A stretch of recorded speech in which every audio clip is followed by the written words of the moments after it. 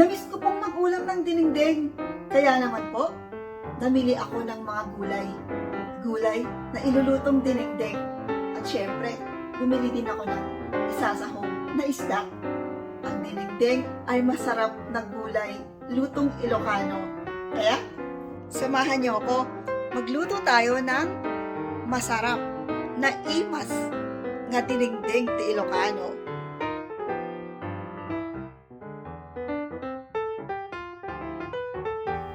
Narito ang mga kailangan natin para sa ating masarap at masustansyang dinengdeng. Ang mga masustansyang gulay natin ay ang sitaw, ang patola, dahon ng saluyot, at ang ating mushrooms or kabute. At syempre, masarap ang dinengdeng pag may sahog na pritong isda. Ayan. Napakasimple lang ng ating mga sahog sa dinengdeng natin, di ba? Ang dinengdeng masustansya at masarap. Magluto na tayo. Sa ating palayok ay maglagay ng 1.5 tasa na tubig at ito ay pakuluin. Ayan, nagsimula ng kumulo ang ating tubig. Ngayon, ilagay na natin ang ating pritong isda.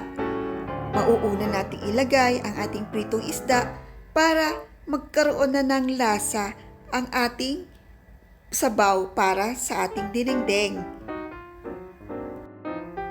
At timplahin na rin natin ang ating dinengdeng. Ang pangtimpla natin ay patis. Since dito po sa abroad ay walang mabiling masarap na bagoong, patis po ang ginagamit namin pangtimpla sa dinengdeng.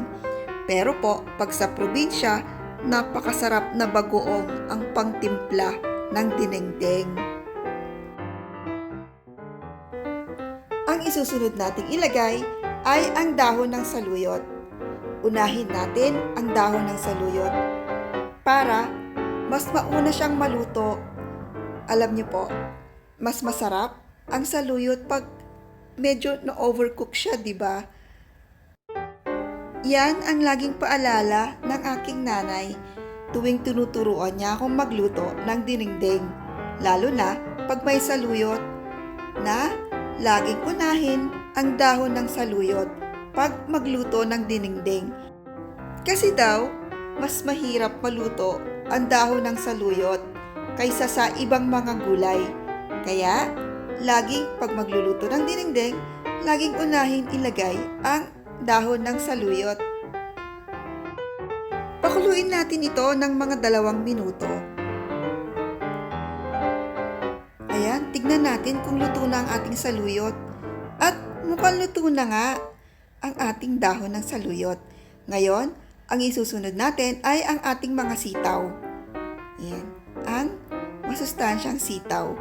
Alam niyo po ba na dito sa Dubai ay nakakapagtanim na rin po ng sitaw. Kaya itong mga sitaw na ito ay locally harvested na po. Ang galing di po ba? Sa disyertong lugar ay nakakapagtanim na ng iba't ibang klaseng gulay. Ngayon ay isusunod na rin natin ang ating mga mushrooms or ang ating kabute. Yan ang masarap na button mushrooms. Isasabay natin sa ating sitaw. Ayan. Takpan po natin at muli nating pakuluin. Ngayon, kumukulo na ang ating gulay. Pwede na nating ilagay ang huling gulay na sahog, ang patola. Inuhuli natin ang patola kasi ang patola ang pinakamadaling maluto sa ating mga gulay. Yan. Alam niyo po ba na ang dinengdeng ay kahit anong klaseng gulay pwedeng ilutong dinengdeng? Kahit anong gulay na maririnig niyo sa bahay kubo, pwedeng ilutong dinengdeng. At sa probinsya, kahit anong gulay na makikita niyo sa inyong mga bakuran, ay pwedeng ilutong dinengdeng. Dinengdeng na Ilocano. Ayan, takpan uli natin at hintayin kumulo. Tandaan niyo po, huwag po nating i-overcook ang ating mga gulay. Tignan natin at mukhang kumukulo na. Ayan! Perfect! Perfect na ang ating dinengdeng. Luto na siya. Kaya, alisin na natin siya sa apoy. At pwede nang kainin ang ating dinengdeng. Ngayon, ay tikman na natin ang ating dinengdeng. Excited na ako. Excited na ako matikman ang ating masarap na dinengdeng.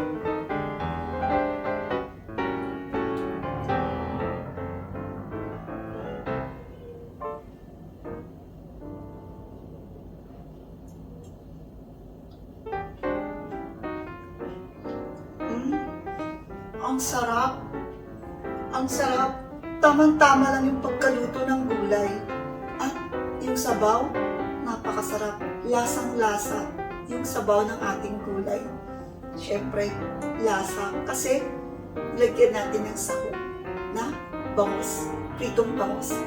Kaya, try nyo lang magluto ng dinengdeng. Kayang-kaya nyo yan. Madali lang, diba? Masustansya na.